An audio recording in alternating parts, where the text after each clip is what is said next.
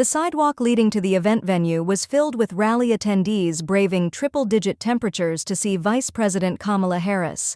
Harris visited Arizona on Thursday evening and delivered remarks at the Rawhide Event Center in Chandler, Arizona.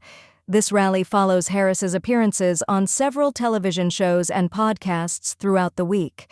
Polls indicate that Harris and Trump are in a tight race in Arizona, though the data suggests Trump has a slight edge due to the margin of error. Harris criticized former President Trump's announcement that he would not accept any further offers for presidential debates. Donald Trump officially ruled out any more debates.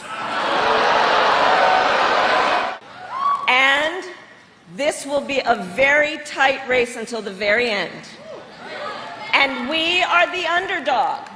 We are the underdog.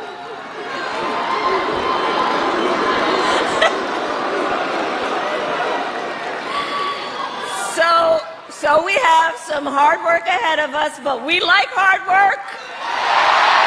Hard work is good work. Harris honored the late Republican Senator John McCain of Arizona. And it required one more vote to keep it intact, and that vote was the late, great John McCain. A great American, a war hero, John McCain, and I'll never forget that night. And John McCain came walking into the well of the United States Senate and said, "No, you don't.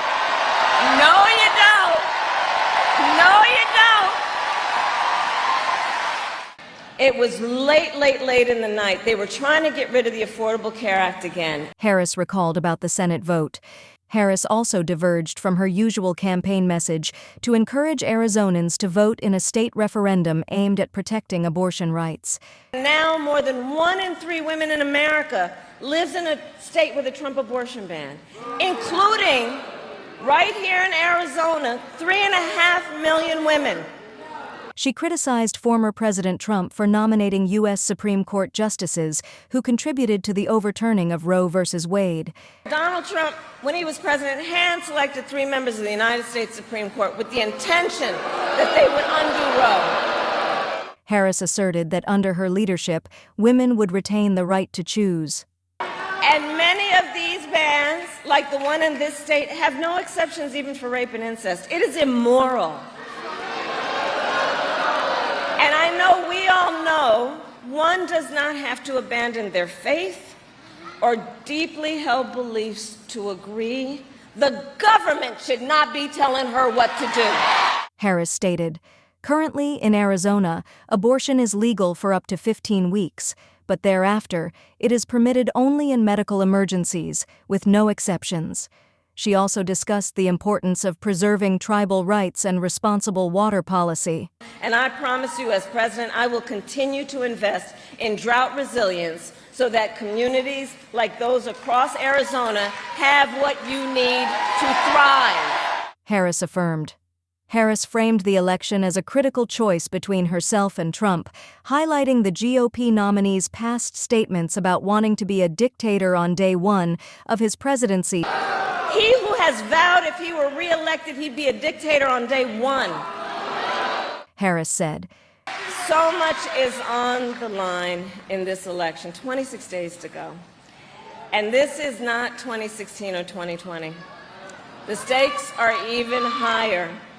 Because remember, a few months ago, the United States Supreme Court told the former president he is effectively immune from whatever he does in office. Someone who suggests we should terminate the Constitution of the United States should never again stand behind the seal of the President of the United States of America. Never again. Never again.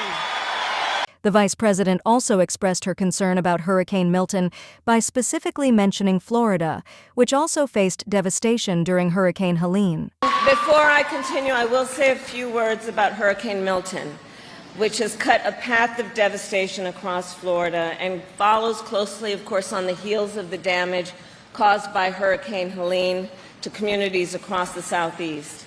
I know, as you do, that our heart goes out to everyone who has been impacted by these storms, Our administration has mobilized thousands of federal personnel across the region to work hand in hand with local and state officials to give folks the help they need. I have spoken with state, local officials, both Republican and Democrat, to let them know we will be with you every step of the way as you recover and rebuild.